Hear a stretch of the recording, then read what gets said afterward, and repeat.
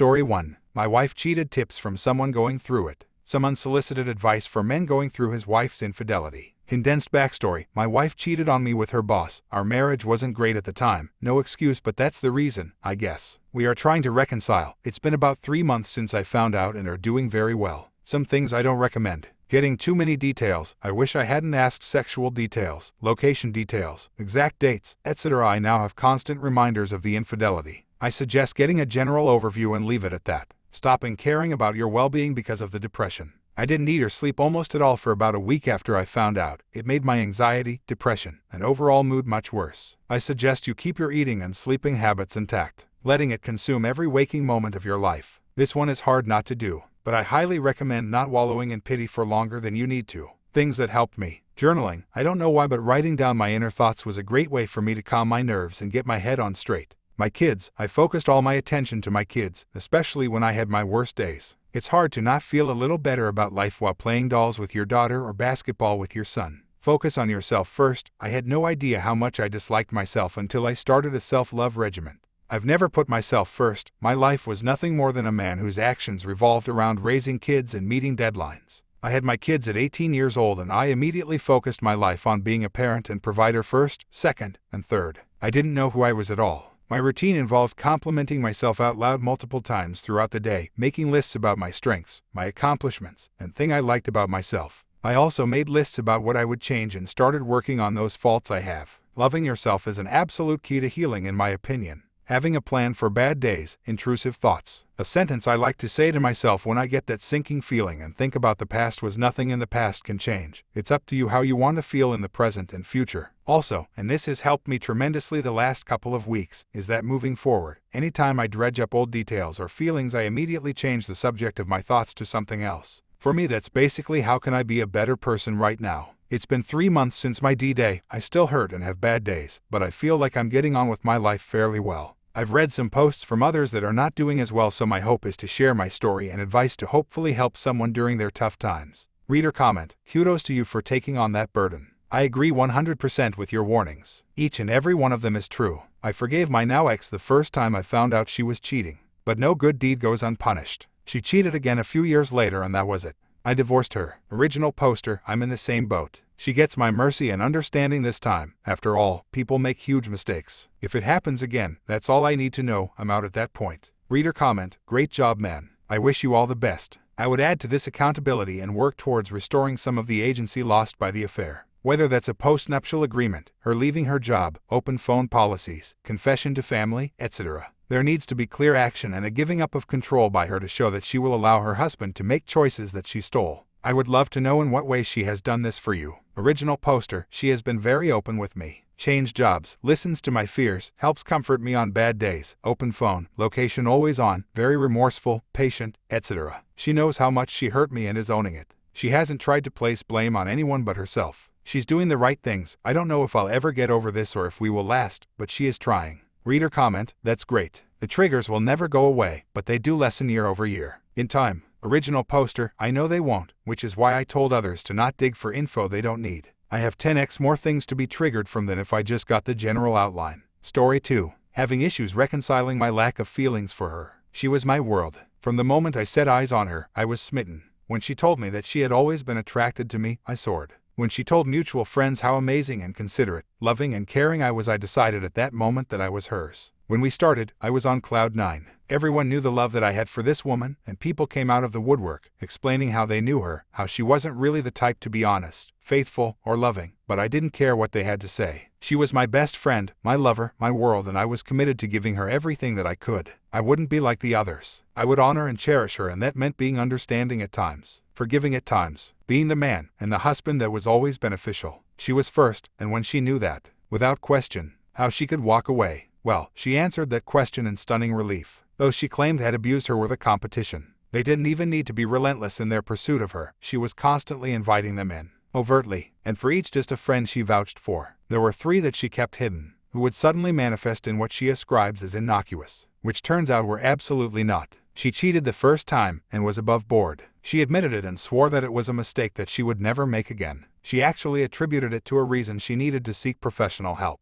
She admitted that she didn't know why she did it, but that she had done it with someone who had harmed her before, and she regretted it profusely. A month later she had left me for him. Then began the roller coaster. 3 months away, and then she asked to return although she was pregnant with his child. A month later she was gone again, back to him again, but secretly hoping that the child was mine. She stayed with him for 4 years, all the while dreaming and making plans with me, explaining her journey into her own dark side and seemings, and exulting in the new her and the changes that the therapist helped her achieve. My love remained pure and undaunted. I am so madly in love with this woman that I held on to the impossibility of her changes. The improbability of our potential nirvana was lost on me. It was a foregone conclusion no matter how many ways she showed me that her changes were as much illusion to her as they were to me. When she finally came back, this past May, she returned with a proposal for marriage. As I type this, I am stunned by the foolishness of it all. What made me believe that there was a chance with someone who took 4 long years in a spiritually, mentally, and I suspect physical abusive relationship to actually honor a real and lasting love? I tried, as I always do, to give her everything she needed, and most of what she wanted.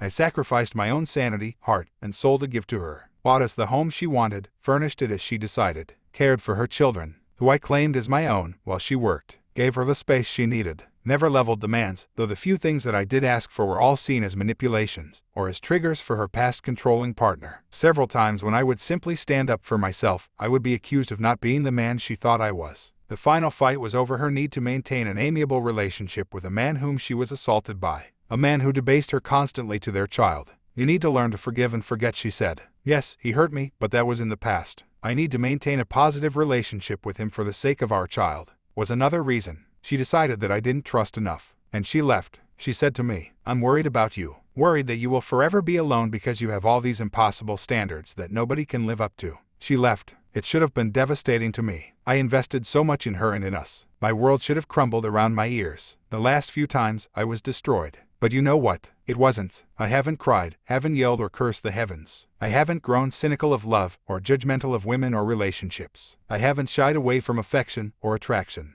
I have a beautiful home that I love. I have a wonderful cat that she left behind. I have learned to look at all I did and realize that I am capable of incredible amounts of love. I am ready to share that with someone who can appreciate it and love the same way in return. What I am reconciling now, what's very, very hard for me, is that I feel nothing. Never once had the urge to call her. And that's not me. For the past 4 years there was never a day that I didn't dream of her. Dream of holding her, loving her, and showing her what true love looks like, feels like. And that dream still lives on in me. But now, the leading lady no longer has a face. I'm struggling with this. It's been 2 months. Am I broken? Reader comment, you're over her and you should be. Sounds like narcissist. Original poster, true, and yes. I don't throw either of the N-words around lightly, but in this case I came to the realization that narcissism is what's really at play here. Reader comment, you have a chance to start fresh. Never look back at her. Original poster, I have started over anew. Last week I met an incredible woman, and I'm going for it. Full speed ahead. But I can't promise to never look back. She is exquisite to behold, and dreams die really hard for me. Reader comment, I'm gonna say some preaky stuff I heard before, but you never loved her, only the idea of her. You're realizing who she is and subconsciously knew what she was capable of.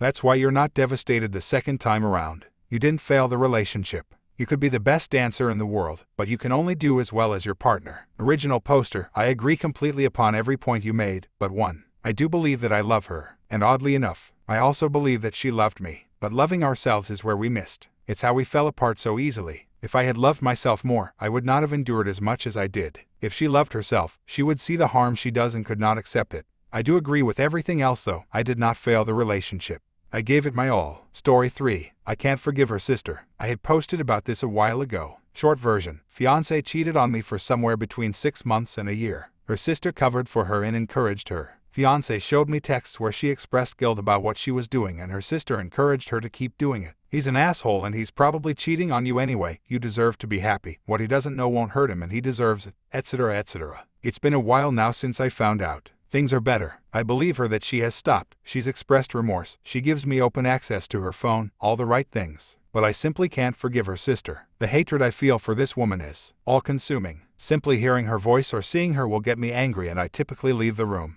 After she stopped seeing the other guy, her sister continued to try to link her with different men and SHT on me in their conversations. Her sister continued trying to arrange outings where they would run into different men interested in my fiancé. She didn't stop until my fiancé went off on her and told her to cut the crap and respect her decision. But even then, there will still be little comments and indirect. She wants me to forgive her sister and move on. and I can't. The best I can do is stay silent. When my fiancé is invited to anything at her sister's house, she asks me to come but I won't do it. When her sister comes over here, I avoid her like the plague. With good reason, because last time she came over she tried to convince my fiancé to leave me with our kids and go to the club. I know I need to get past this eventually, and putting my fiancé in the middle isn't fair. But her sister has absolutely no remorse. She knows how badly this experience hurt me. She was present as they got prettied up and walked out to meet the guy and get hammered, saw me bawling my eyes out, laughed about it to her sister, and she just doesn't care. And I know that given the opportunity, she'll push it again. I've already seen the signs of it. If my fiancé were to express any kind of dissatisfaction with me in any way, her sister will be there to drive the wedge and bring in the guys.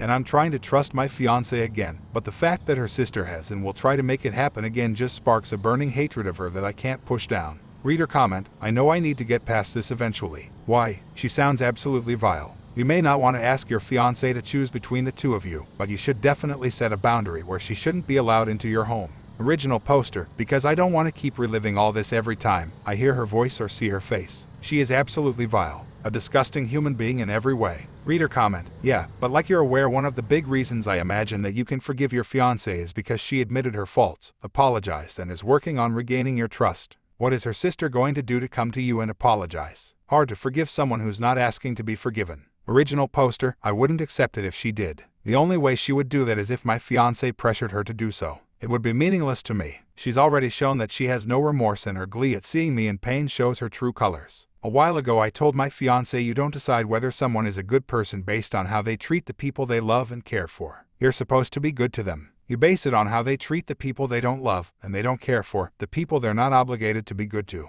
That's the measure. And your sister is just a bad person. She looked uncomfortable but didn't say much. Reader comment, you already are letting her in your house. This is a person who broke reasonable boundaries in your relationship. It is totally inappropriate for her to be alone with the sister who is actively attempting to sabotage your relationship.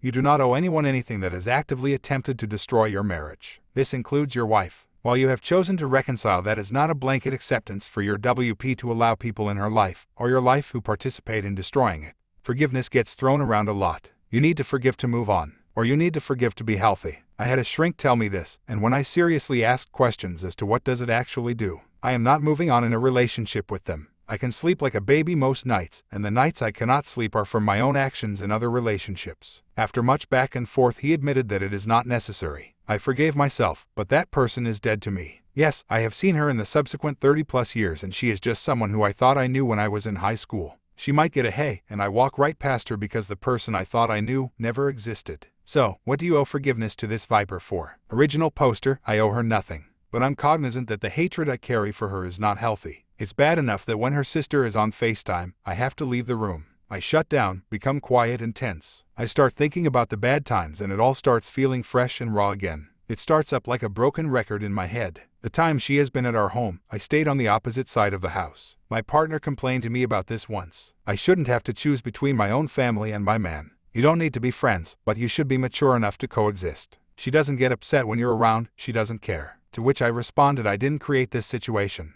You did, and she happily helped. You expressed remorse, apologized, asked for another chance, and are showing me all of that. Obviously, she doesn't care. She has no remorse. She didn't get betrayed like I did. So, she has nothing to be upset about when it comes to me. I have every reason to not want to be within 10 miles of this person. She hasn't brought it up since, and it's been about 4 months since her sister was here, but the holidays are coming, and I overheard a conversation around maybe them visiting on Xmas. I haven't said anything yet.